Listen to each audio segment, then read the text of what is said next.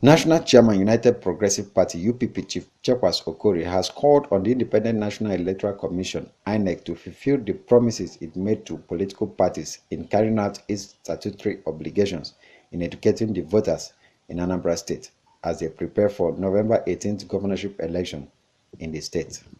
Chief Okorie, in an exclusive chat with Ben TV in Abuja, said Anambarians are waiting to hear from INEC on how the elections will be conducted. So we are now calling on INEC to fulfill the promises it made to stakeholders, namely political party leaders, media chiefs, and pro-democracy stroke donor agencies. Now, what are those promises? The promises they made outside of the new method of conducting the election is that they will carry out their statutory obligation of educating the voters. And what does it entail?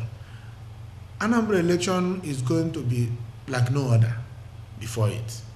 He also noted that with the use of the upgraded smart card readers, violence and snatching of ballot boxes will be minimized. There will be upgraded smart card reader, which means that elections will be conducted won and lost at the polling units. By that, it also means that votes will be cast, counted loudly to the hearing and appreciation of those around, and the result sheet, which is called from EC8A, will be captured by the card reader and transmitted direct to the central server at Oka, which is the capital of Anambra State. Now, that also means that the ballot box will not be carried to the notorious ward and local government collation centers where most of the manipulations had taken place in the past. So there will be no job for the thug. There will be no job for those security agencies that have always relied on being paid to aid the manipulation of elections. Chief Okorie, while commending President Muhammadu Buhari for appointing a substantive secretary to the government of the Federation, said there is need for the president to investigate the issues surrounding the return and restatement of Abubakar Mena. An SGF, the Office of Secretary to Government of the Federation, is a very important office anywhere in the world. And so I am confident that this man will add value to the government of President Buhari and raise the bar for that particular office. As for the other one, minor, is a major minus to the president's anti-corruption mantra. As a matter of fact, I expect the president not to allow this to be swept under the carpet as usual. He must come out smoking.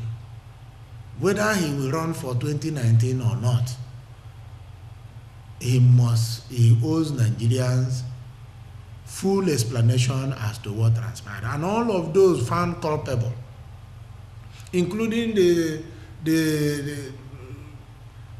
chief of staff, who is now being suspected of blocking a very critical and important memo that would have guided the president in taking decision, coming from the head of service of the Federation,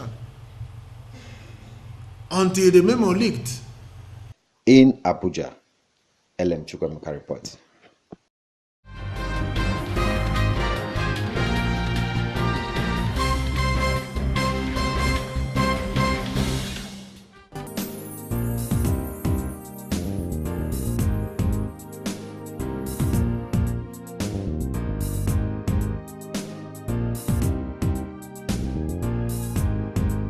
The Academic Staff Union of University also is set to review its agreement with the federal government. The union, in a fresh move, is planning to hold its National Executive Council meeting this week to review the memorandum of action it signed with the federal government before calling off a strike some months ago.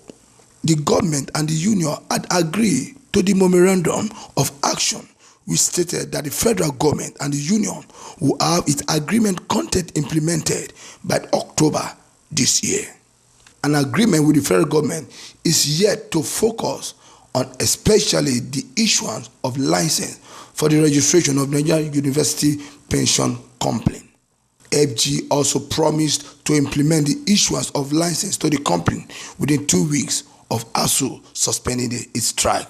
It was also gathered that the federal government defaulted in its payment of earned academic allowances and revitalization of funds for public university.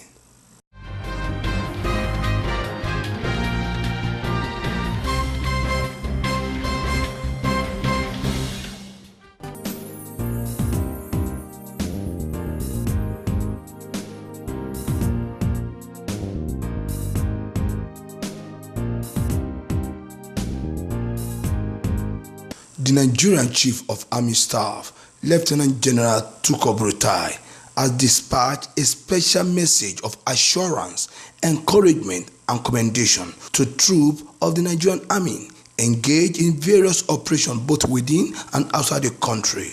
This was contained in a letter sent to various formation and corps commandants, as well as commanders of the various training institutions of Nigerian Army over the weekend. According to the Army spokesman, Brigadier General Sani Usman, Buratai showered encomium on the troop for the unflinching loyalty, perseverance, courage, and dedication to duty, which brought about the desired success in the fight against terrorism and insurgency and other criminal activities. He also paid a great tribute to those troops stationed outside the shore of the country.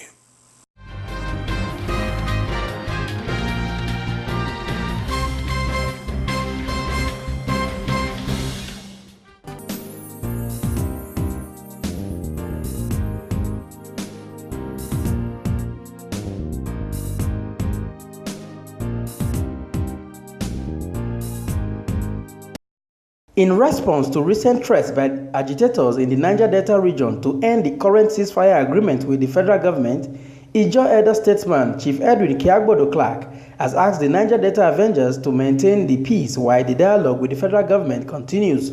Edwin Clark made the appeal when a delegation of the federal government led by the special advisor to the president on the Niger Delta, Brigadier General Paul Boro retired, visited him in his Abuja home on Sunday. The Ijaw leader was reacting to a statement by the Niger Delta Avengers threatening the resumption of hostilities in the region, including the vandalism of oil facilities. In a statement by the head of media in the Presidential Amnesty Program, Owe Lakemfa, Chief Clark said, since the group mandated the elders to negotiate with the federal government on their behalf, they have to be patient and give time to do so successfully. While charging the Niger Delta Avengers to shun all form of violence, he noted that any resumption of hostilities will not be in the interest of the people.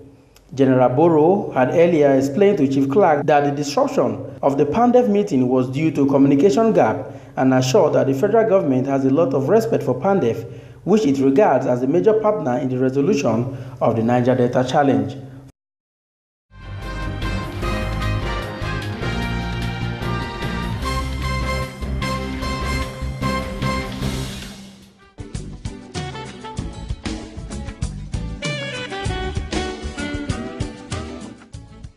Lovely place, right? Yes. What's wrong? You don't look happy. Take a look around. Why can't my hotel be like this? I knew something was wrong, but I've got solution. Solution? What? Nanet. Nanet? Nanet offers you design solutions, building plans and construction, furnishing and equipping, financing, management, audit services, and many more services for a better hospitality business. Nanet, service with a smile.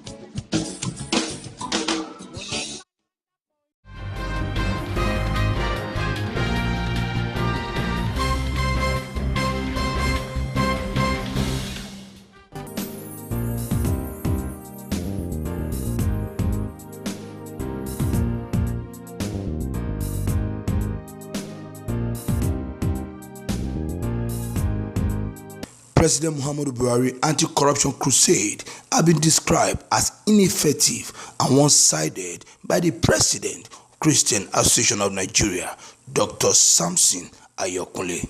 Ayokunle stated this in an interview with journalists in Iwo, Osun State over the weekend. However, he commended the Buhari administration for identifying corruption as a major problem that must be tackled. The camp president said it appeared that president was only focusing on fighting corruption person outside his political camp, while he had turned a blind eye on those perpetrating corruption around him. He stated that the president must beam the searchlight on members of his cabinet and his party men if he wanted to be taken seriously in his war against anti-corruption, saying it will send a warning signal to those around him who might want to continue to plunder the nation.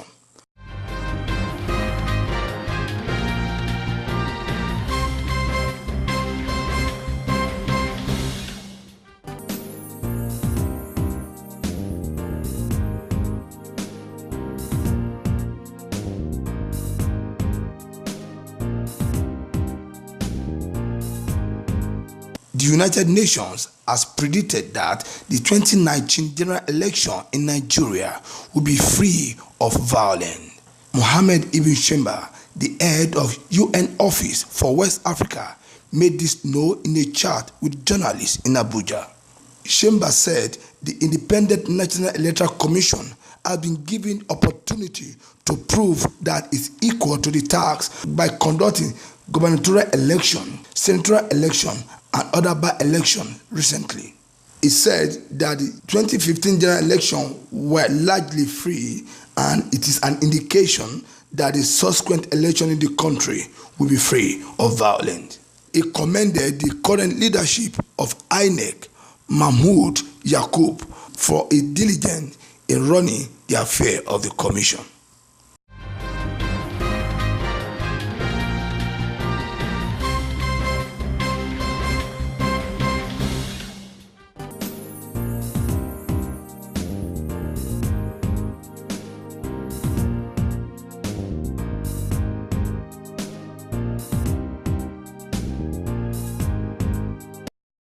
Former governor of Abia State, Chief Orji Uzor Kalu, has said the southeast part of Nigeria will produce president in 2023 after President Muhammadu Buhari's second tenure of office.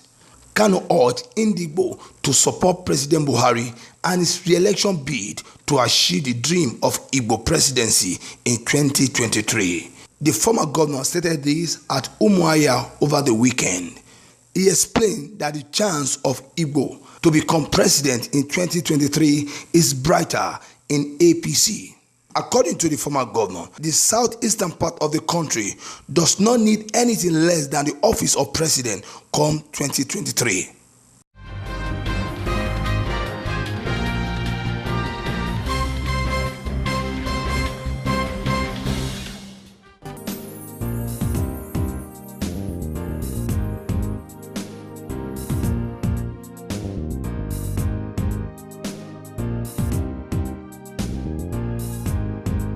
Nigerian former President Olusegun Obasanjo has said that despite the difficulties economic situation Nigerians are facing, they should keep hope alive as the challenges will soon fade away.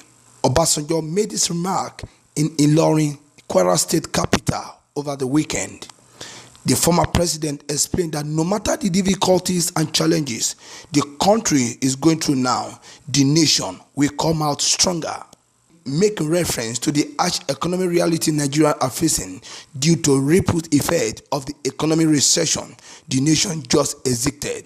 The former president expressed optimism that there's light at the end of the tunnel. In 2016, Nigeria slipped into recession after 5 consecutive quarters of contraction since the first quarter of the year. But in September 2017, the National Bureau of Statistics (NBS) said the Nigerian economy has exited recession.